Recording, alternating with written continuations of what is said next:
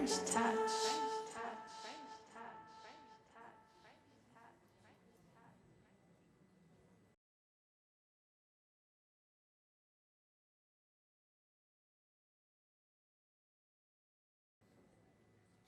Bonjour, on va commencer. Merci à tous d'être venus ici nombreux pour écouter cette table ronde. Je suis Pierre-Olivier Cazenave et je travaille pour le média Uzbek Erika, qui est le média qui explore le futur. Et justement, on va un peu explorer le futur ensemble maintenant. Enfin, passé, présent, futur. On va parler du sujet du métaverse. Pour cette table ronde, je commence par vous présenter. Nous allons discuter avec Déborah Papernik, vous êtes Senior Vice President New Business chez Ubisoft, jeux vidéo, donc, qui a planté déjà quelques drapeaux sur le sujet du métaverse. Ça serait intéressant de commencer par là. On est également avec Sébastien Banger, vous êtes le Chief Operation Officer et cofondateur de The Sandbox, qui est un monde virtuel que vous développez, et vous nous en direz plus tout à l'heure. Et avec Boris Kessler, qui est le fondateur de Mainbot. Et vous, votre scope, il est plus sur les jeux éducatifs virtuels. Ce sera l'occasion d'embrasser le sujet. Et c'est rigolo parce que la richesse des profils qu'on a ici, moi, répond pas mal à la constellation que j'aperçois depuis Uzbek Erika sur le métaverse. Le métaverse, c'est des entreprises, des artistes, c'est beaucoup de blocs techniques. C'est un énorme maelstrom de choses qui se passent et c'est vrai que c'est pas toujours évident de comprendre où on va avec le métaverse. Et je retombe pile sur le sujet de la table ronde, donc c'est intéressant.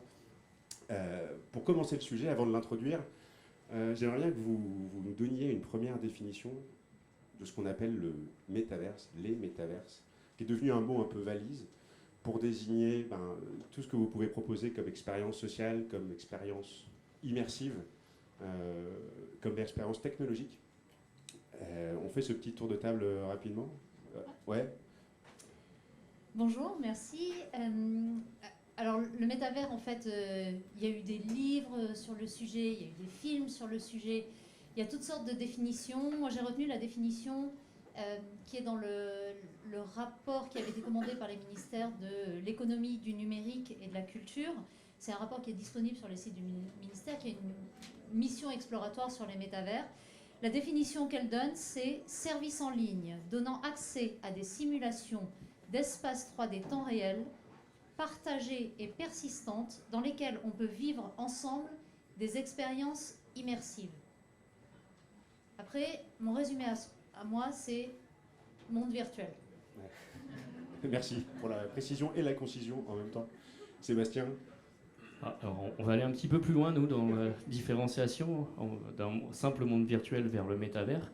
Le métavers, c'est un peu comme l'Internet. C'est cette myriade de mondes virtuels, ces millions de mondes virtuels par lesquels, en fait, on va pouvoir accéder par le biais d'un avatar et dans lesquels on va continuer, en fait, à posséder cette identité, cet avatar, ainsi que l'intégralité de tous nos assets numériques, tous nos biens digitaux, que ce soit des équipements, des items de jeu, des terrains virtuels, des maisons virtuelles, des voitures virtuelles, tout ce qu'on veut, en fait, tous ces contenus numériques. Et surtout, en fait, on va pouvoir les utiliser d'un monde virtuel à un autre de manière totalement transparente. C'est-à-dire que le contenu n'est plus loqué désormais sur une plateforme ou un monde virtuel seul. Et ça, c'est vraiment la différenciation que nous, on fait dans qu'est-ce que vraiment ce concept de métavers versus qu'est-ce qu'on a pu vivre déjà depuis 30 ans. C'est la fluidification et l'interopérationnalité entre tous nos actifs numériques. Exactement. Numérique. C'est ça. Merci pour la définition. Maurice? Alors je rejoins vachement bien la dernière manière là, qui a été évoquée de définir le terme métavers. Il est clair que l'interopérabilité pour nous est également un point clé. Je dirais que pour faire le lien avec le vieux monde, dans l'idée de métavers, il y a l'idée de jeux vidéo, quand même, de monde virtuel, de jeux vidéo, incarné d'avatars, qui est quand même... il y a plein d'avatars dans plein de jeux vidéo depuis plus de 20 ans. Mais effectivement, là, le nouveau trend qui est très Web3, qui est très, alors pas directement connecté à la blockchain pour le coup, mais est très lié à l'interopérabilité des mondes virtuels entre eux. Il y a beaucoup de gens convergent dans le Web3 que bientôt, il y aura autant de métavers que de pages Internet aujourd'hui. Et qu'aujourd'hui, comme dans Google, vous pouvez aller en un clic d'une page Internet à une autre. Donc il y a vraiment l'idée de monde virtuel incarné par votre avatar, interopérable. J'ajouterais peut-être un volet de DAO et de ownership, qui est quand même important également dans le Web 3, qui est vraiment la nouvelle couche des mondes virtuels. Le fait de redonner du pouvoir un peu aux joueurs. En tant qu'avatar, vous venez pas que là pour jouer, vous pourrez également peut-être contribuer au monde virtuel. Et le fait d'être propriétaire, de détenir des bouts de métavers dans un jeu vidéo. Vous ne pouvez pas détenir des bouts du jeu vidéo. Donc DAO, interopérabilité et ownership voilà, par rapport à un jeu vidéo ou un monde virtuel d'avant métavers, je dirais que voilà, le delta, il est là. Merci. Bon. Pour la discussion, moi, il y a 4 points que je vous propose d'aborder. Et je fais un peu en sommaire là, et puis on y reviendra doucement. Il y a le sujet, déjà, il faut comprendre de quoi on parle, d'où ça vient, hein, qu'on revienne à un moment donné sur comment on arrive au métaverse et dans quoi ça s'inscrit. Il y a un sujet, bien évidemment, présent autour des défis qui attendent le métavers. C'est des défis qui sont à la fois techniques, technologiques, d'interopérabilité. Le ou les métavers, selon celle de vos définitions qu'on rejoint, je pense qu'on parlera un peu des trois, qui nous posent les défis techno présents. On est chez BPI France, il y a quand même un sujet business. C'est quoi l'avenir du métavers? C'est quoi le volume d'investissement représenté? Qu'est-ce que ça va servir à développer? Et puis après, pour terminer, je pense à un 4e point qui est, notamment en s'appuyant sur cette question des usages, qu'est-ce qui va driver les évolutions futures de ce concept qui est le métaverse? À quoi peut-on s'attendre? Et puis avec quoi ça rentre peut-être en contradiction avec les autres urgences qu'on a à gérer aujourd'hui tous ensemble. Premier point, le jeu vidéo. Déborah, je me tourne vers vous parce que je pense que quand on réfléchit à d'où vient le métaverse, on a quand même tous en tête que c'est avant tout des usages qui sont développés d'abord autour d'une activité précise qui est multijoueur, qui propose des interactions sociales particulières et qui donne envie de se projeter dedans. Oui, alors là où on voit une différence, j'ai résumé tout à l'heure en rigolant en disant monde virtuel, effectivement c'est beaucoup plus que ça. Pour nous, en fait, créer des mondes virtuels, même s'ils sont magnifiques, c'est pas suffisant. En fait, on revient à la notion de tiers-lieu qui est définie par la sociologie de l'urbanisme. Ces lieux, finalement, où on va d'abord pour pratiquer une activité et où on socialise. Alors, l'exemple, c'est le terrain de pétanque sur la place du village, où je vais d'abord pour jouer à la pétanque, parce que j'adore ça. Et puis là, je vais rencontrer des gens. Et puis, il y a un bar qui va s'installer. Et puis, la fois d'après, je vais y aller peut-être juste pour prendre un verre et pour discuter avec des copains. C'est ce qui se passe d'ailleurs dans le jeu vidéo. On voit des jeux comme Fortnite, par exemple, qui rassemblent des centaines de millions de joueurs. Alors, pas tous ensemble sur le même serveur, mais bon, au global, il y a plein de gens. Les gens sont d'abord attirés par l'activité. Ils reviennent pour l'activité. Ils continuent à pratiquer cette activité, mais ils y viennent aussi pour socialiser.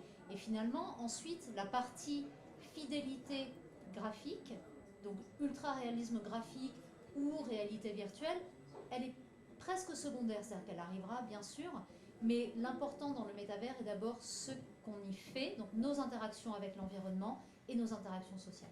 J'aimerais bien qu'on s'arrête un peu sur la notion d'immersion, parce que quand on parle métaverse, on a tout de suite cette image un peu d'Épinal, du type avec son casque vissé sur la tête, Ready Player One, quoi, de Spielberg, l'adaptation du roman. L'immersion, est-ce qu'elle est forcément technologique? Alors, il y a certainement parmi vous des joueurs de jeux vidéo, vous avez joué devant des écrans, vous avez même joué devant un mobile, où c'est pas obligatoirement hyper joli, hein. Mais finalement, ce qui est intéressant, l'immersion, elle vient d'un univers cohérent, elle vient de l'activité qu'on y fait, pas obligatoirement du fait d'être entouré à 360, d'être plongé physiquement dans l'univers. Bien sûr, l'immersion, elle est beaucoup plus importante quand on est en réalité virtuelle. Si vous avez testé des expériences d'Ubisoft, de Backlight, d'Emissive, vous voyez bien un peu ce que c'est ces univers avec la notion de présence, l'impression d'être dans ce monde-là. Et ça, c'est magique. Mais il n'y a pas que ça, et on peut tout à fait être immergé. Et d'ailleurs, pourquoi on passe tellement de temps dans le jeu vidéo? Parce qu'on est immergé dans l'histoire, immergé dans l'univers. Sébastien, sur cette historique du métaverse, est-ce qu'il y a des choses que vous aimeriez rajouter? Je rejoins Déborah sur l'idée même, en fait, que qu'est-ce qui est plus immersif, c'est déjà d'avoir accès à des nouvelles possibilités technologiques, créatives principalement. On va pouvoir utiliser des outils pour designer des lieux, des nouveaux espaces qui vont dépasser les lois de la physique, qui vont pouvoir pousser un peu plus les limites de notre imagination. Et dans ces lieux, on y vient surtout et principalement pas pour nécessairement leur beauté, mais pour le contenu. C'est le contenu qui prime sur la technologie au final. La technologie, c'est juste le moyen qui nous permet de réaliser ces choses. Mais les gens vont venir par l'expérience, par le contenu. C'est important de penser ces nouveaux espaces, non pas forcément juste sur leur réalisme graphique, mais avant tout sur le fun. qu'est-ce qui amène les gens dans le métaverse? C'est avoir du fun, avoir de l'association, avoir des contacts, avoir des émotions bien réelles, même si ces mondes sont, eux, virtuels. Et d'ailleurs, je dis souvent, finalement, est-ce si bien virtuel si finalement on y passe de plus en plus de temps et on a nos amis, peut-être même on fait des rencontres, on trouve notre futur époux ou épouse dans le métaverse, etc.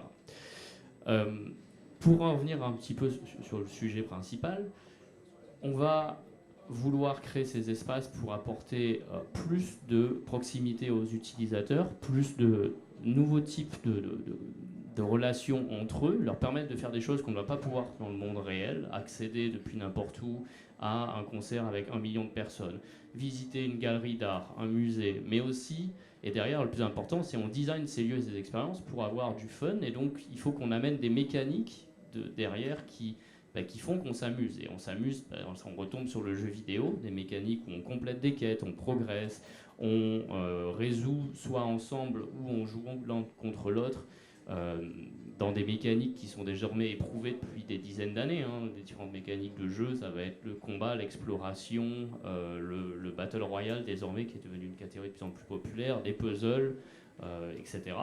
Et c'est un petit peu, finalement, on va trouver à la fois le gameplay qui a été prévu au départ et le méta-gameplay qui provient juste un peu de... quand on se retrouve à plusieurs avatars, automatiquement, on se crée un peu comme une grande cour de récré, différentes activités, on s'amuse, on explore. Et c'est ce qui se passe dans le métavers, c'est ce que moi je vois tous les jours dans les expériences de Sandbox. Et à ça, on ajoute une dimension culturelle qui provient des marques principalement et des lieux du monde réel avec lesquels on est déjà familier. Ces marques, elles amènent des personnages, des environnements, des histoires, des contenus avec qui on a toujours eu envie de jouer, mais finalement, on n'a pas eu la possibilité. Le métaverse rend ces choses possibles. On en est là, parce que, pour reprendre la métaphore de la place du village, les gens sont venus, ils sont dedans, et on est sur un moment un peu créatif sur les interactions qu'on peut avoir à l'intérieur de ces univers virtuels. Boris, vous avez une approche un peu différente, parce que vous proposez des jeux éducatifs, donc sur le parti pris que le métaverse peut être un endroit, et finalement ça marche assez bien en continuité d'Internet, où on apprend des choses, où on se cultive, ou avec des nouvelles interactions. Peu importe moi je crois qu'il faut d'abord voir le métavers comme une plateforme, et comme toute plateforme, elle est liée au contenu qu'elle héberge. Donc effectivement, là on fait l'analogie du jeu vidéo, qui est l'analogie la plus flagrante. Et effectivement, nous on fait des jeux vidéo éducatifs, on aime bien l'idée de play to learn, d'apprendre à travers le jeu.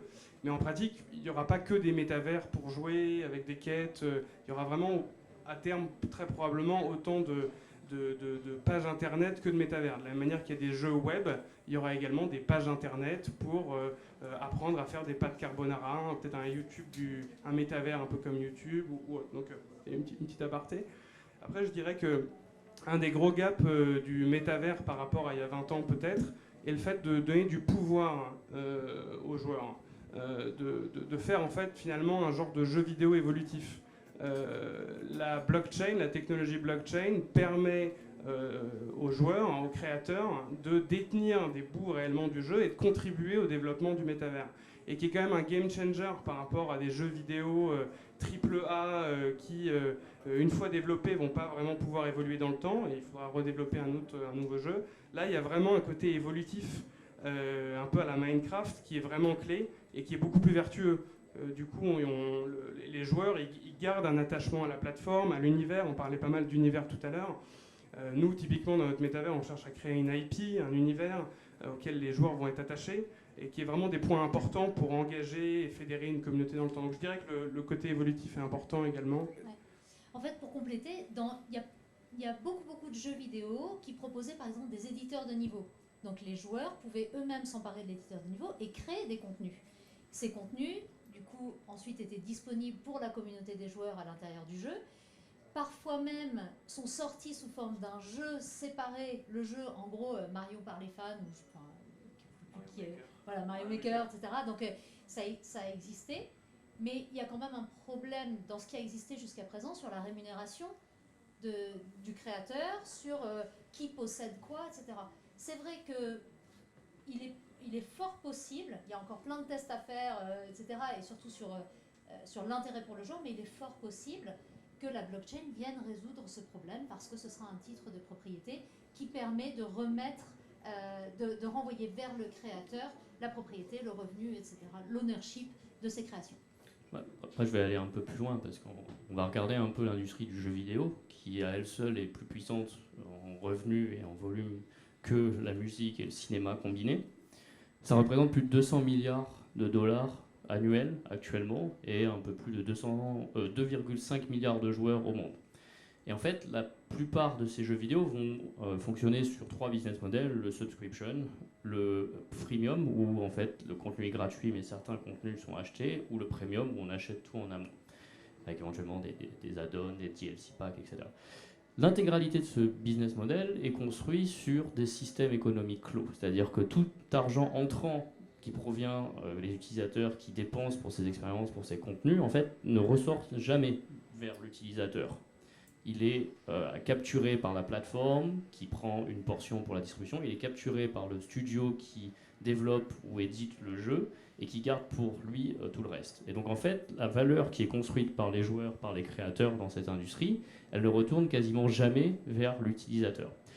Nous, on part du principe que d'ici 10 ans, en fait, une nouvelle économie numérique va complètement se développer. Elle est déjà née grâce à la technologie de la blockchain, les NFT. Et ce que Boris commence un peu à partager avec vous, c'est que la détention par les joueurs des assets qu'ils achètent, la libre circulation des biens en dehors des jeux dans lesquels ils ont été pensés, va permettre de développer un tissu économique fort, une nouvelle économie numérique qui va donner naissance à des jobs de créateurs. On parle beaucoup de créateurs économie. Là, on va faire revenir la valeur avant tout vers les créateurs, mais vers les joueurs. Et va, à mon avis, aussi contribuer à la notion de métavers. La métavers, c'est le contenu, les expériences, la technologie et l'économie derrière. C'est un tout qui fait qu'on va être amené vers ce qu'on pense s'appeler la 4e révolution industrielle, derrière, qui commence à avoir pas mal de littérature derrière, sur le fait qu'on va avoir des échanges économiques digitaux et que l'économie numérique digitale sera plus forte que celle de l'économique du monde réel. Boris ? Totalement d'accord, j'aurais pas dit mieux. Il est clair qu'il y a un vrai enjeu économique. Aujourd'hui, les NFT permettent de gérer beaucoup mieux les droits d'auteur, typiquement, qui est aujourd'hui très compliqué pour quelqu'un qui crée un contenu, une œuvre d'art, de bien vérifier qu'elle n'a pas été copiée, qu'elle n'a pas été dupliquée et qu'il pourra toujours retoucher la part qui lui est droit. Il est clair qu'il y a un vrai enjeu économique lié à la technologie blockchain et que autant dans le jeu vidéo que dans d'autres milieux, tout le monde a y gagné, et notamment les créateurs. Car quand on regarde des jeux comme Fortnite ou même les meilleurs jeux au monde, il y a toujours une très forte communauté qui est en fait vachement empower et vachement nourrie, avec beaucoup d'outils et beaucoup de contenu ad hoc pour eux. Et donc il est hyper important d'alimenter les communautés, et rien de plus fort que leur permettre d'abord de créer des contenus comme eux ils veulent, modulo quelques critères évidemment pour pas faire n'importe quoi, mais également de leur faire gagner de l'argent. Donc non, je suis totalement... alors pardonnez mon incompétence sur le sujet, mais moi aujourd'hui quand je regarde ce qui se fait, je vois pas ça. Peut-être que c'est pas parce que j'ai pas l'œil le plus aiguisé de la Terre sur ces sujets-là. Pour moi aujourd'hui, à date, l'avatar le plus crédible du métaverse, c'est Fortnite. C'est un jeu vidéo où il y a plein de joueurs qui vont dépenser de l'argent dessus, non pas pour jouer, mais pour pimper leur personnage et pour travailler leur représentativité au sein du jeu, dans un espace social bien défini, où tu parlais de concerts devant 1 million de personnes, c'est Travis sur Fortnite qui rassemble 4 millions d'audience pour le voir déambuler dans le jeu. Mais j'ai pas l'impression que, mais je pose la question de façon très naïve, j'ai pas l'impression qu'aujourd'hui il soit rétribué, c'est plutôt l'inverse, et je comprends pas en fait de quelle manière... que les créateurs puissent imaginer trouver de nouvelles sources de modèles économiques. De toute façon, c'est un vrai enjeu pour eux de trouver des nouvelles sources de modèles économiques. Donc, pourquoi pas ici? Mais je vois pas particulièrement de quelle façon ils peuvent le faire. Je comprends que ça soit pas intuitif parce que ça fait 30 ans qu'on vit dans un système clos. Donc, tu es né là-dedans, tu as évolué là-dedans, tu penses que c'est la norme, mais en fait, ça ne devrait pas. Dans le monde réel, imagine si on t'avait dit tiens, voici ce café, tu peux l'utiliser que sur cette table, qu'avec cette marque de café. Tu n'as surtout pas le droit de le donner à ton voisin parce que on a mis des frontières. C'est un autre café, une autre marque, etc. Et donc en fait, cette notion d'ouverture, d'échange économique, de possession de tes biens numériques, moi, je pense que ça doit être un droit fondamental, au même niveau que le droit auquel on a la propriété dans le monde réel. Et ça va déclencher une ouverture économique incroyable. On est en train de la vivre. La nouvelle génération, elle le comprend parce qu'elle préfère les assets numériques aux assets physiques et elle commence à intégrer de plus en plus l'usage, l'adoption des NFT. C'est vrai que parce que je serais curieux qu'on se refasse le match du lien entre blockchain, NFT et métaverse. Ma question, elle n'est pas tellement sur faut-il ou non y croire. Ma question, c'est à date, quels sont les usages qui valident cette grille de lecture? Et c'est pour ça que je me tourne vers Déborah, juste parce que je suis curieux, parce que le jeu vidéo reste quand même l'item qui est posé, sur lequel on peut observer et récupérer le plus de données. À date. En fait, sur le jeu vidéo, effectivement, Sébastien citait, il y a des jeux type Fortnite, le jeu il est gratuit, puis à l'intérieur, on peut faire des microtransactions pour acheter plein de choses, de customiser son personnage, ça a toute la custo esthétique quelque part, etc., le statut à l'intérieur du jeu, etc. Ça, c'est une chose.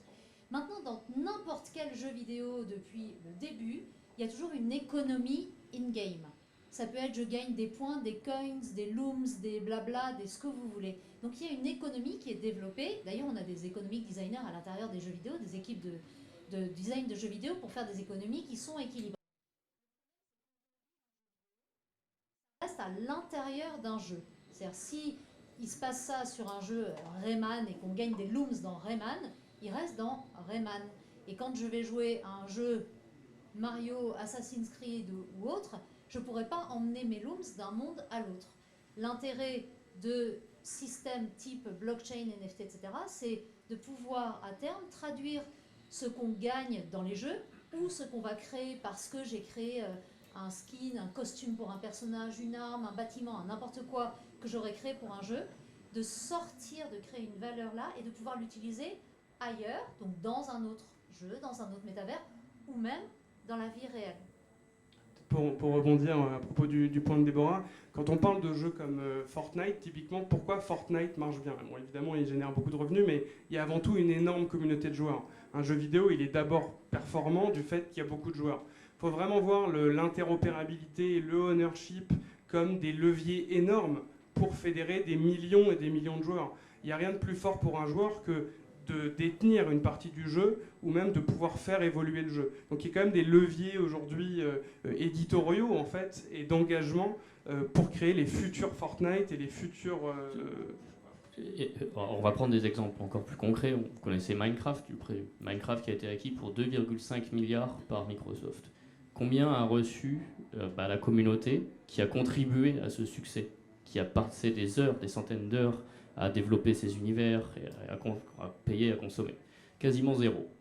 On prend Roblox, une autre boîte qui s'est listée en bourse cette année, si je ne me trompe pas.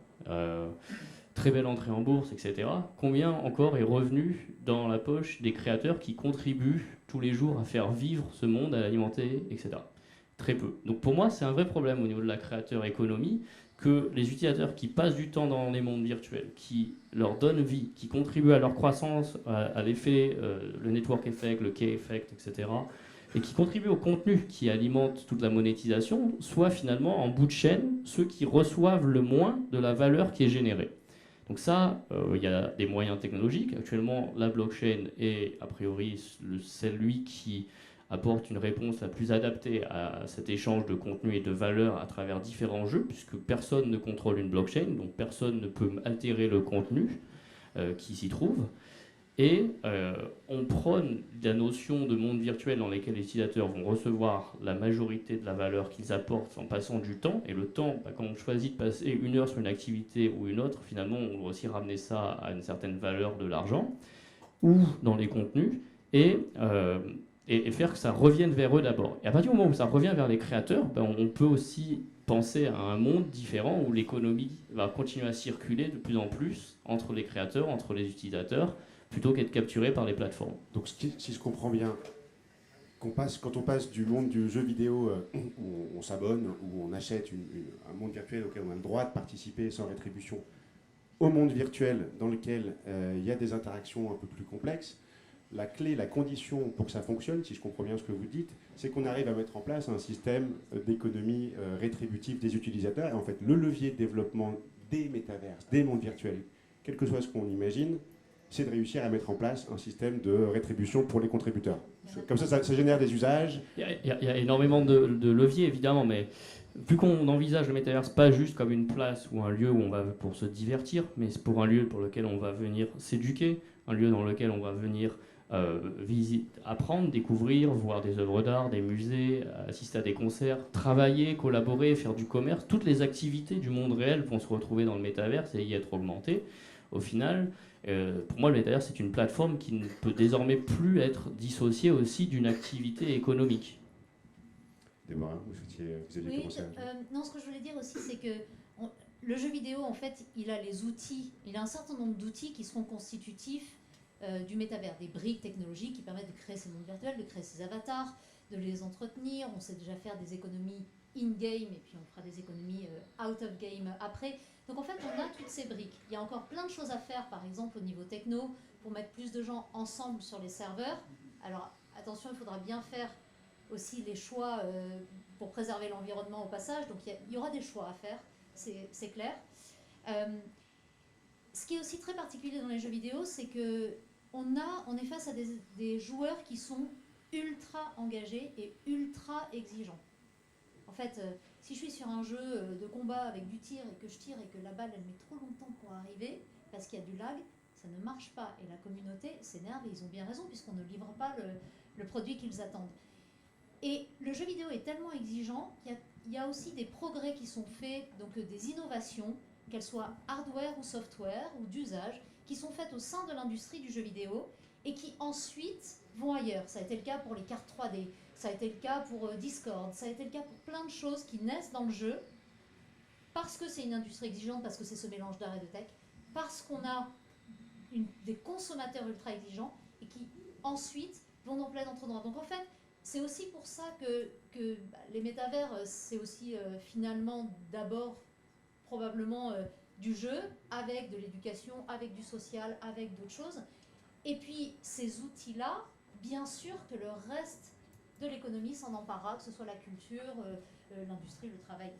J'aimerais rajouter un tout petit point par rapport, on a beaucoup parlé d'économie, qui est clairement un des gros volets. Tout le monde veut gagner de l'argent, enfin, je veux dire, il faut de l'argent pour vivre. Mais il y a un autre très gros volet que permet la blockchain, qui est tout le volet DAO, dont on n'a pas encore trop parlé et qui est quand même vachement important. En gros, l'idée de la DAO est de permettre aux joueurs de pouvoir voter et contribuer directement au développement du monde virtuel de la plateforme. Donc, qui est vraiment, pour moi, pour nous, pour beaucoup de gens dans le Web3 et même dans le gaming, le fait d'empower les joueurs, deux des gros leviers. Il y a vraiment le volet économique et il y a le fait de donner du pouvoir aux joueurs pour leur permettre de contribuer directement au développement du jeu. Il y a l'analogie du crowdfunding qui peut marcher un petit peu là-dedans. Quand on regarde toutes les méga plateformes de crowdfunding, la DAO est un peu à l'image de tous les gros projets de crowdfunding qui ont émergé et qui permettent très tôt à des joueurs et à des communautés de contribuer au développement du jeu. Donc voilà, je dirais qu'il y a également un gros volet DAO qu'on n'a peut-être pas encore beaucoup évoqué aujourd'hui. On pourrait y revenir, sauf si vous voulez compléter tout de suite. Pour précision, la DAO, ça veut dire de la gouvernance en fait. Donc la gouvernance décentralisée, puisque en fait les utilisateurs qui possèdent les assets d'un monde virtuel, d'une plateforme, qui en contribuent les contenus et à la valeur, ont désormais aussi le pouvoir de voter sur les principales décisions qui vont y être prises. Merci à tous les trois. Il y a un point que je voudrais aborder plus frontalement, qui est celui finalement du business, du modèle économique de la blockchain et qui est relié aux investissements nécessaires et donc aux défis très concrets aujourd'hui. Ma question, elle est simple. Aujourd'hui, comment se financent les plateformes que vous créez? Je m'adresse particulièrement aux évangélistes parce qu'il y a aussi Nous, on a une économie déjà. de jeux vidéo, mais ça serait intéressant de mettre les deux en parallèle. En gros, d'où vient l'argent et quels sont les postes d'investissement prioritaires? Et demain, d'où viendra le modèle, quoi, d'où viendra l'argent, histoire qu'on puisse voir un peu les perspectives là-dessus. Aujourd'hui, qu'est-ce qui finance? Je vous pose la question à Sandbox parce que vous êtes une grosse structure là-dessus, donc vous avez pas mal de moyens. Alors oui, on a clos notre série B en novembre 2021. On avait levé un peu plus de 93 millions de dollars avec SoftBank, LG Tech Ventures, Samsung Next et d'autres investisseurs de renom. On a aussi lancé notre token en août 2020 déjà, c'est un peu plus de 2 ans. Et en fait, donc, on a une économie décentralisée qui utilise un jeton numérique, une crypto-monnaie qui s'appelle le Sand. Et en fait, le Sand, c'est la monnaie qui supporte la plupart des échanges sur la plateforme, notamment pour acheter des terrains virtuels, pour rémunérer les créateurs qui vendent leur contenu sur la marketplace. qui les récompense aussi lorsqu'ils vont staker. Staker, c'est un peu comme placer ces tokens sur un livret A ou un livret B, qui va vous une épargne, voilà, merci, qui va vous rapporter mensuellement un yield, donc en français, un intérêt, merci. Et du coup, on contribue à réduire la circulation de cette monnaie, puisqu'elle a un nombre de tokens limité, contrairement dans le monde réel où il y a une inflation et on imprime de la monnaie à tout va. Ici, c'est fixé par les règles de la blockchain. Et du coup, il y a différents types d'acteurs qui vont participer aux échanges économiques. Les détenteurs de la monnaie, les détenteurs des terrains, les joueurs et les créateurs, typiquement. On génère du revenu en vendant des terrains virtuels. Sandbox étant un monde virtuel, on a une carte avec 166 464 terrains. On en a vendu un peu plus de 70% à ce jour. Ces terrains virtuels, c'est des espaces sur lesquels on va publier les expériences et dans lesquels les avatars vont pouvoir rentrer. On travaille énormément à la curation des marques, des contenus, des communautés qui vont être présentes pour créer des lieux de vie, des lieux intéressants pour les utilisateurs et les avatars. À titre d'indication, la valeur totale de la map de Sandbox aujourd'hui doit dépasser les 1 milliard de dollars. Et donc, on vend les terrains en primaire et aussi on touche 5% de royauté à chaque fois que 2 utilisateurs vont s'échanger des terrains. À titre d'indication, le marché des terrains virtuels, à travers différentes plateformes décentralisées qui en possèdent, va les représenter un peu plus de 600 millions de dollars en 2021. Et Sandbox était proche des 60% du volume. En 2022, on attend les chiffres. Je pense qu'on a continué à progresser. Et donc on continue à introduire des nouveaux espaces sur lesquels les marques vont pouvoir publier. On vend aussi des avatars, donc les avatars et des contenus premium avec les différentes marques qu'on amène, dont Ubisoft, les lapins crétins et plein de contenus hyper cool que les utilisateurs vont pouvoir posséder en tant qu'NFT, utiliser et créer leurs propres expériences, leurs propres histoires, leurs propres aventures avec. Et aussi, il y a toute la partie économie, créateur économie UGC, où les utilisateurs eux-mêmes mettent en vente leur contenu et on touche 5% à chaque fois qu'il y a un échange entre 2 utilisateurs. Si j'ai bien compris, du coup, vous créez une carte virtuelle avec des propriétés. Les gens achètent ces propriétés, vous les achetez à vous. Et ensuite, quand ils se les échangent, vous êtes notaire, vous prenez 5%. Et ensuite, vous participez aussi à l'administration, au développement de contenus, de supermarchés virtuels, d'arènes virtuelles. On travaille très fort effectivement au contenu, aux expériences. On fait pas mal de curation pour avoir des événements forts qui vont amener des joueurs. Là, on vient de clore la saison 3, on a eu 17 millions de visites, 360 000 joueurs qui se sont amusés à travers ces différentes expériences, 40 000 joueurs actifs par jour. Donc il y a un début d'activité, c'est des chiffres qui peuvent paraître relativement petits, mais Sandbox est encore en bêta. Vous êtes présent dans le monde entier ? On est présent globalement, mais que sur PC et Mac actuellement, pas encore sur mobile. C'est pour ça que les chiffres sont pour une plateforme qui est accessible que depuis PC et Mac sont relativement bons. Ça nous placerait dans un top 100 des jeux PC. Et par contre, on attend le mobile en fin d'année prochaine pour, on espère, avoir une accélération de ces chiffres-là. Boris, du coup, vous êtes plutôt un créateur de contenu au sein des espaces que développe Sandbox, pour bien comprendre. Non. On a notre land également, on est fiers d'en avoir un, mais on a également notre propre plateforme qui a pour particularité d'être vraiment dans l'éducatif et dans l'éthique, qui est vraiment nous notre combat. En fait, pour l'anecdote très rapide, mais nous on a d'abord développé un robot éducatif qu'on a vendu un peu partout chez les retailers, et depuis 1 an on développe notre propre métavers éducatif. On a vu qu'il y avait une vraie lacune dans le Web3 là-dedans, et nous on avait une forme de légitimité là-dedans vu qu'on avait déjà vendu notre robot un peu partout en Europe. Et pour rebondir par rapport au modèle économique, on a à peu près le même modèle économique. On vend des lands, on vend des NFT. Nous on avait déjà une communauté très forte derrière nous, de familles majoritairement. Je parlais du crowdfunding volontairement, vu que nous on est un peu né du crowdfunding. L'année dernière, on a créé notre token qu'on a vendu dans 90 pays dans le monde. On a vendu pour 30 millions d'euros en moins d'1 mois. Donc on est également très, très global. Et là, depuis quelques mois, on démarre la vente de nos landes. Voilà, je dirais pour rebondir qu'il y a effectivement de notre part, tout particulièrement, un gros travail de tri et de filtrage des marques qu'on accueille aujourd'hui. L'éthique et l'éducatif est vraiment notre combat. Alors, on est convaincu que le jeu en est un très très gros levier. On adore parler de play to learn, un clin d'œil au play to earn chez Mainbot. Mais voilà, en termes de modèle économique, pour vraiment répondre à ton point, on vend des NFT, on a notre crypto-monnaie également qui est l'économie du jeu et in-game, out-game. Et nous, notre jeu, il arrive dans 1 an, on déploie l'alpha l'année prochaine. Voilà.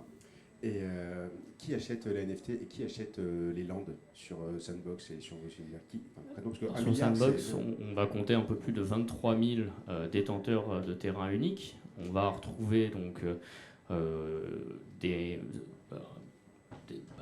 différents profils de personnes qui vont acheter, des créateurs déjà, qui ont commencé à vendre leur contenu sur la marketplace et qui ont des projets en tête. Donc ils ont compris qu'ils ont besoin d'un land pour plus rendre accessible leur expérience, fédérer une communauté et accéder à la monétisation ensuite eux-mêmes.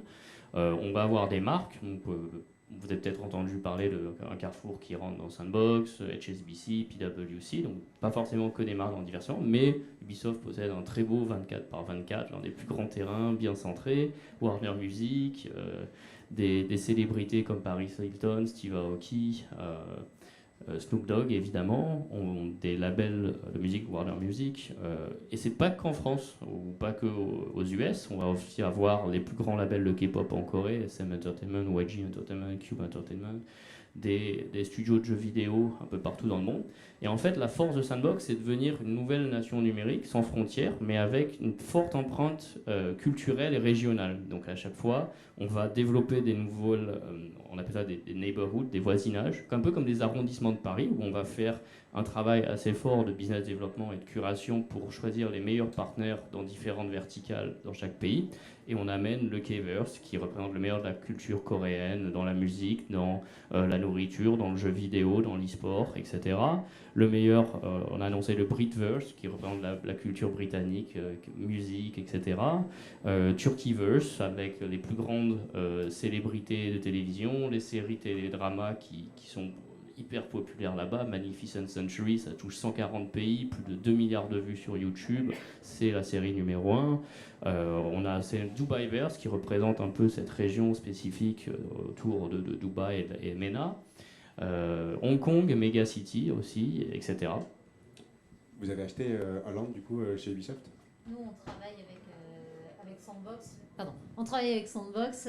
C'est pas du tout moi qui me suis occupé de ça, mais on travaille surtout autour de la licence Lapin Crétin aujourd'hui pour proposer. Tu peux aller plus dans le détail sur ce qu'on propose avec le Lapin Crétin. Je suis assez curieux pour comprendre en fait, un peu le contenu finalement, parce que. Bien sûr. Alors, on a lancé pendant la saison 3 2 expériences des lapins crétins.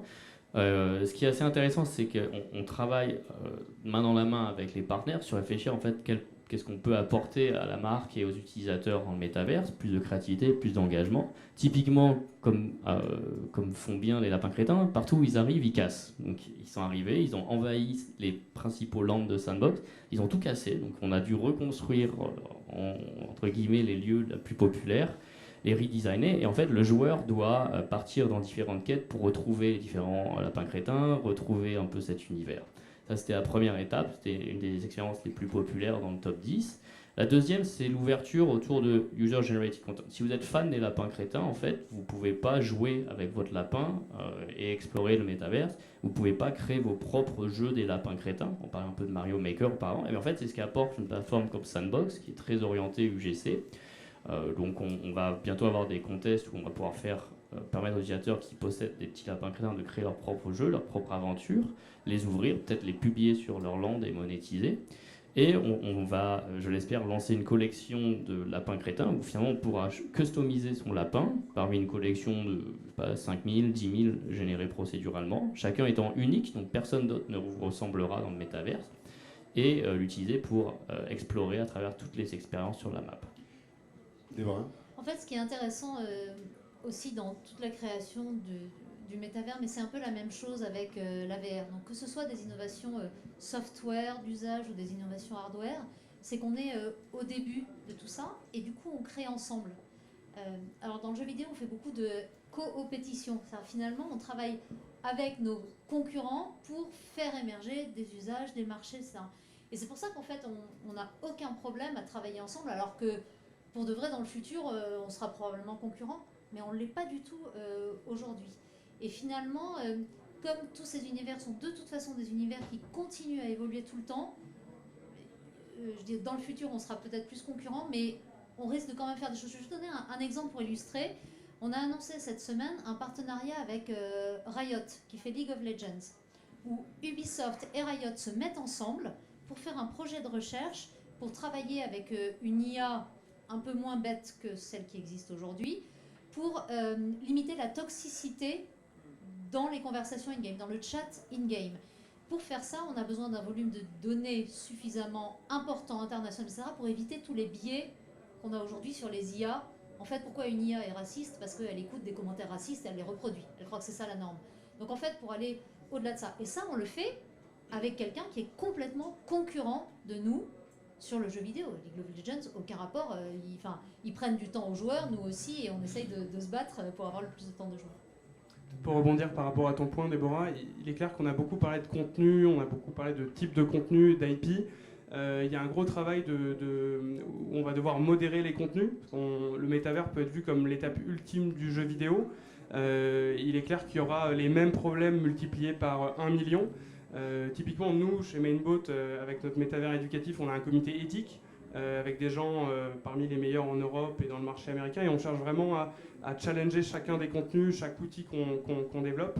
Et je dirais que là-dedans, il y a quand même un gros challenge auquel on va être collectivement confronté, qui va être de bien modérer les contenus. Nous, tout particulièrement, on est un métavers très famille, dans lequel on veut accueillir pas mal d'enfants, donc on est très vigilant là-dedans. Il y a tout un travail de contrôle parental qu'on a déployé, qu'on développe.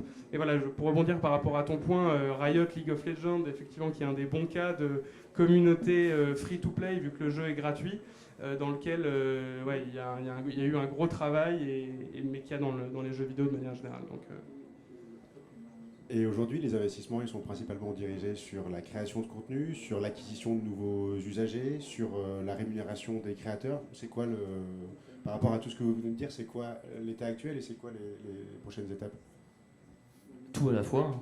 On doit attaquer en tant que plateforme, en fait, on a plusieurs challenges à résoudre en même temps. Donc on investit beaucoup de développement pour rendre les capacités créatives et la technologie de la plateforme à niveau par rapport aux attentes du marché en termes de fonctionnalités, de fun, de socialisation, etc. Donc beaucoup de recrutement, voire d'acquisition de studios et d'ingénieurs actuellement pour développer les fonctionnalités de Sandbox.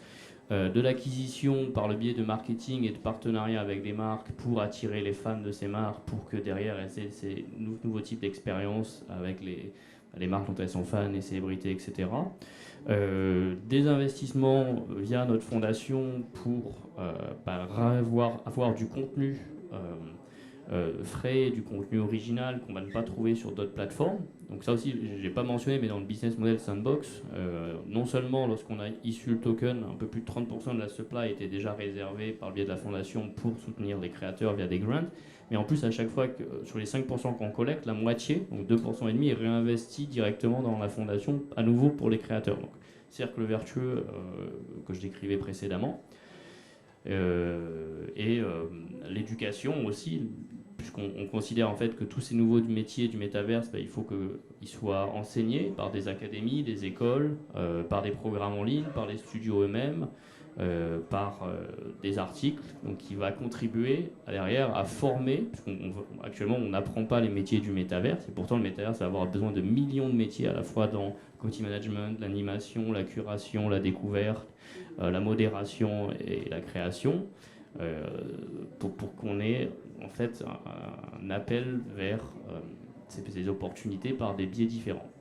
Peut-être pour rebondir pareil, nous typiquement on travaille avec pas mal d'écoles comme l'école polytechnique, le MIT, Harvard notamment, avec lesquelles on réfléchit à créer les premiers programmes pour apprendre les métiers de demain, et notamment le métier de créateur du métavers ou de métavers, qui est un des projets qu'on a typiquement pour projeter un petit peu.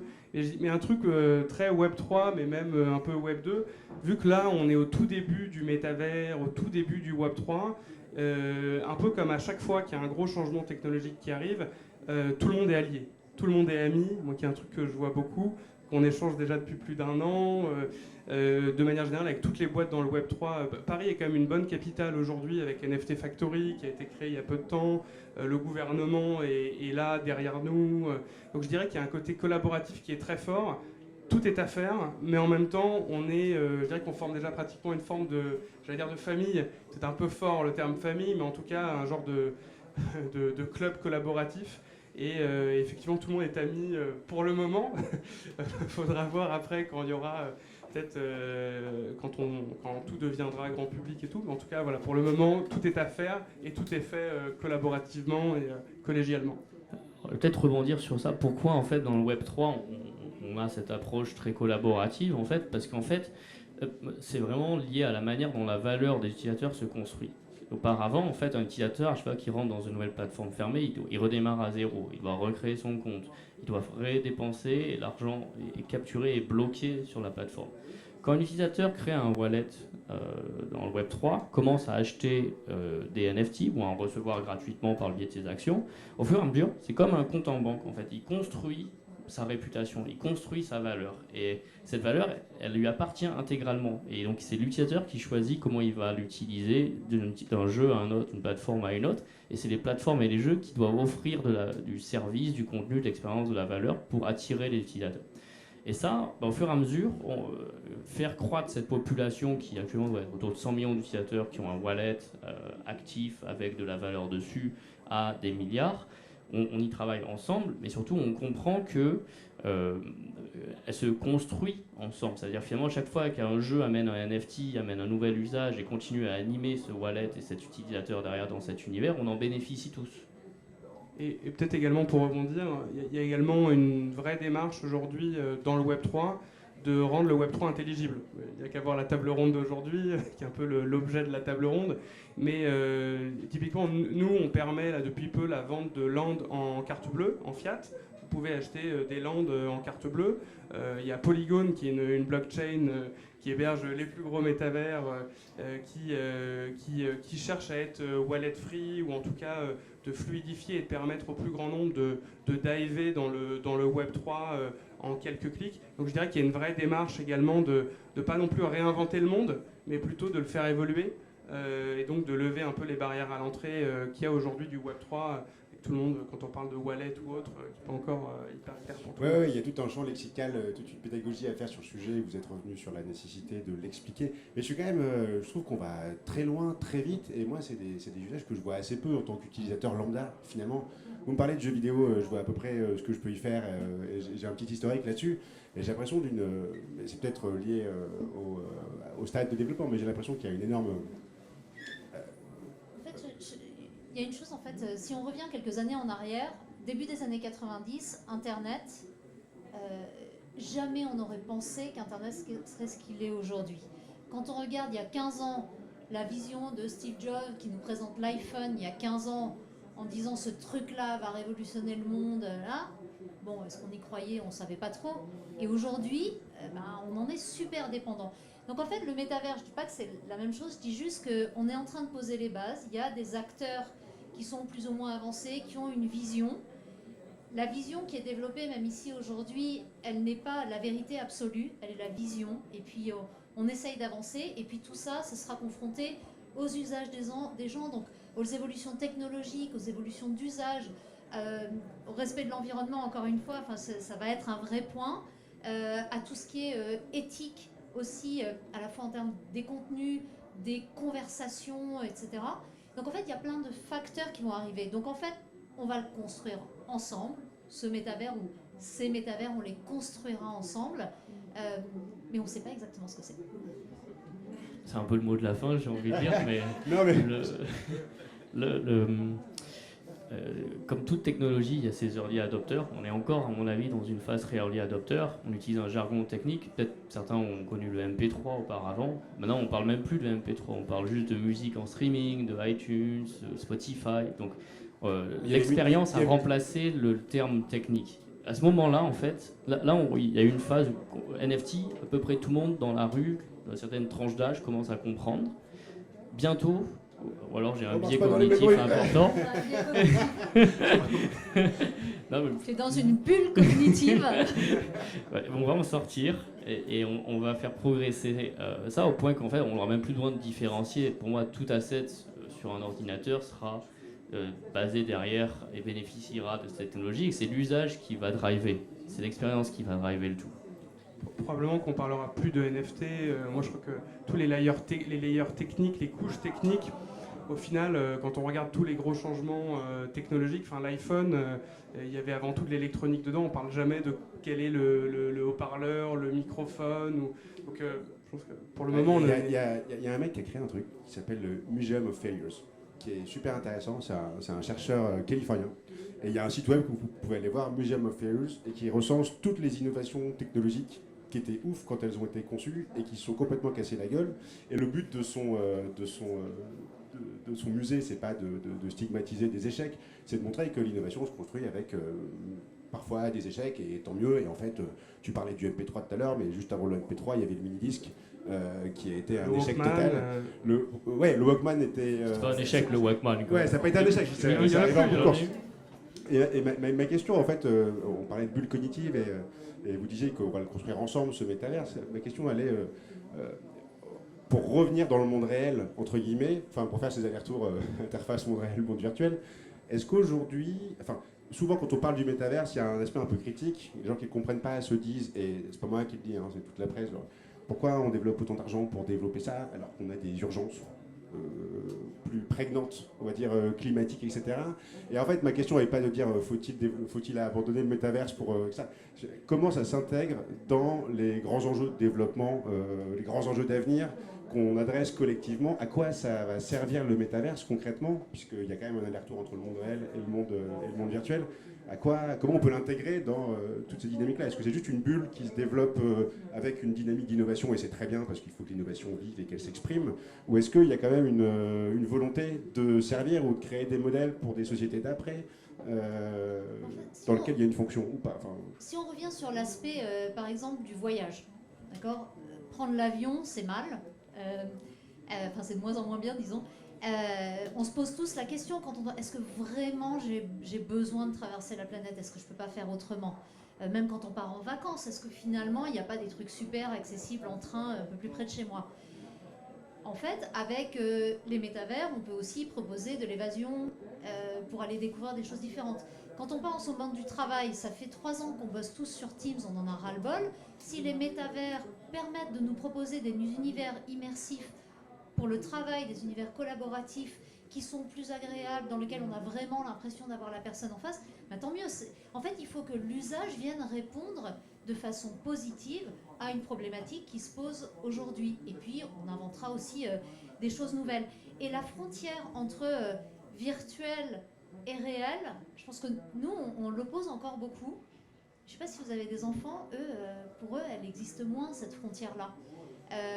Et en fait, on peut avoir un statut social à l'intérieur d'un univers virtuel, par exemple, qui est finalement à autant de valeur que si c'était acheter un suite en réalité. Ils vont l'acheter dans un monde virtuel et ce sera symbole de statut social comme ça l'est dans la réalité. Et puis, il y a des ponts entre les deux. Je trouve que l'analogie du Covid et du confinement est pas mal par rapport au télétravail. Le télétravail était mal vu avant, mais à un moment on a été confronté au télétravail. Aujourd'hui, l'après-confinement fait qu'il y a encore énormément de télétravail. Tout le monde a découvert l'avantage du télétravail. Parce que typiquement, le métavers peut être une des prochaines étapes du télétravail en tant que monde virtuel interactif, autonome, voilà. Donc je crois qu'effectivement, il faut comparer des points comparables. Là, typiquement, le télétravailler aujourd'hui est clair. Dans le métavers, on pourrait tout à fait télétravailler plus tard, de la même manière qu'on pourrait jouer, de la même manière qu'on pourrait peut-être aller à Londres en 2 clics, en mode Google Maps métavers, dans un monde virtuel, voilà. Donc je crois que nous, on a fait le choix de l'éducatif et l'éthique pour enfants et pour les grands. Il faudra toujours apprendre, en particulier à préparer le monde de demain, qui est nous un de nos combats. Mais voilà, je pense qu'on n'a pas forcément les réponses à tout, mais on est une plateforme qui est ouverte, qui est créative, qui a déjà donné naissance à des milliers d'emplois. On a plus de 230 studios dans notre écosystème qui développent, qui recrutent eux-mêmes, qui construisent ces expériences. On a cette interopérabilité qui se met en place avec des avatars qui proviennent de plein d'autres collections dans cet univers Web3 qui commence à jouer, à socialiser. On a des moments, des tranches de vie qui sont partagées, de l'émotion, etc. Et on a un intérêt pour utiliser toutes ces possibilités afin de développer des nouveaux usages. Ça va prendre du temps, comme à chaque fois, un nouveau usage c'est pas inné, il faut commencer à l'expérimenter, il faut qu'on applique les mécaniques qui font qu'on ait envie d'y revenir, d'où très souvent ce qu'on appelle la gamification. Elle est à peu près appliquée à tout désormais dans la vie, c'est le meilleur moyen de continuer à nous amener, nous emmener à progresser, de vouloir apprendre plus, de vouloir continuer à travailler, de vouloir demander des augmentations, de level up dans sa carrière, etc. Ben, on va le retrouver dans le métaverse. Et je pense que peut-être nous, parce qu'encore une fois j'en reviens, on a grandi avec un système, c'est peut-être plus dur à notre âge, je ne sais pas l'âge moyen dans l'audience, on va dire 30 ans, de commencer à intégrer bien le métaverse, mais d'ici 10 ans, bah, les jeunes qui ont démarré avec des technologies plus récentes, eux ne penseront même pas en qu'est-ce qui a pu exister avant. Et donc au fur et à mesure, il va y avoir une transition et on va évoluer. Et la vitesse à laquelle en fait on accepte ces nouveaux usages, je pense, est plus grande. On a mis 30 ans à accepter l'Internet et à l'utiliser de manière à toutes les tranches d'âge. Le mobile en 10 ans. Je pense que le métavers ne va pas mettre 40 ans à s'installer et à devenir une nouvelle norme. Il faut garder un esprit ouvert, il faut garder un peu un esprit créatif et il faut ici essayer. Il faut y aller, essayer, créer son avatar et voilà. C'est pile le numéro de notre dossier où on se dit qu'on vit peut-être déjà un petit peu dans le métaverse parce qu'on est dans ce moment un peu sociologique où nos identités numériques, et on en parlait juste avant, prennent le pas sur nos identités un peu physiques parce qu'on existe déjà à travers nos avatars Facebook, LinkedIn, Twitter, Instagram, Slack. On a le mode d'interaction privilégié avec nos amis et nos collègues, et sur WhatsApp avec tous les groupes qui surajoutent, etc., nous font passer d'une identité à l'autre assez rapidement. Et c'est juste ma question, est-ce qu'on n'est pas déjà dans une certaine forme de métaverse ? Est-ce qu'on n'est pas déjà dedans en fait ? Alors, en revenant à la définition pour nous de métaverse de monde spatial avec cette notion 3D, je n'associe pas les plateformes comme Twitter, Discord, WhatsApp, Telegram ou Zoom à des métaverses, mais c'est certes des lieux d'échange avec une certaine contrainte dans la manière dont on échange à un ou plusieurs, où on broadcast des messages où finalement tout est très plat, versus un monde 3D où non seulement en fait l'expression provient effectivement des messages en texte, des messages vocaux, mais aussi finalement de la manière dont on se déplace, dont on s'anime, dont on va donner de l'expression à nos avatars par le biais de gestuels, d'animation, ce que Fortnite a assez bien réussi. Et finalement, être cool, c'est pas juste être beau, ou avoir un costume qui nous plaît, c'est aussi avoir des animations qui nous plaisent, avoir une certaine manière de se reconnaître dans une bande d'amis, dans une communauté. Et ça aussi, ça se retrouve par le biais des NFT que l'on possède lorsqu'on participe ou qu'on soutient différents artistes, différents projets, différents groupes. Je crois quand même que dans la logique de métavers, il y a quand même une idée où on est mieux que dans le monde réel. Quand on reprend Ready Player One, Ready Player One est infiniment plus cool que le monde réel, qui d'ailleurs est en ruine totale, où il y a un niveau de pauvreté incroyable, machin.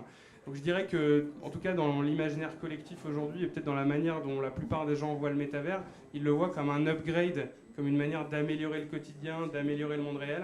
Donc la logique voudrait de dire que non, on n'est pas dans le métavers, mais que le métavers est lié au monde réel. Donc bon, voilà. Déborah, un commentaire sur le sujet ? Non, je pense qu'ils ont tout dit. L'idée pour moi n'est pas de passer plus de temps devant les écrans ou avec un casque de réalité virtuelle, etc. Mais de finalement ce temps qu'on passe aujourd'hui devant les écrans, de le passer mieux, à faire des choses plus efficaces, plus intéressantes, plus engageantes. Et la technologie nous permet de le faire. Il y a un certain nombre de choses que la technologie permet déjà de faire. Et puis il y a des choses sur lesquelles il faudra encore travailler, probablement en utilisant la puissance du cloud, parce que quand on est juste avec un ordinateur chez soi, la puissance elle est limitée, et il peut y avoir des promesses d'interaction avec les environnements et entre les gens qui seront beaucoup plus riches, et avec des groupes de gens beaucoup plus nombreux, ensemble, vraiment physiquement, au même endroit. Donc il y a encore aussi des progrès à faire au niveau techno. Merci à tous les trois pour vos échanges. Vous pouvez les applaudir. Merci. C'est un peu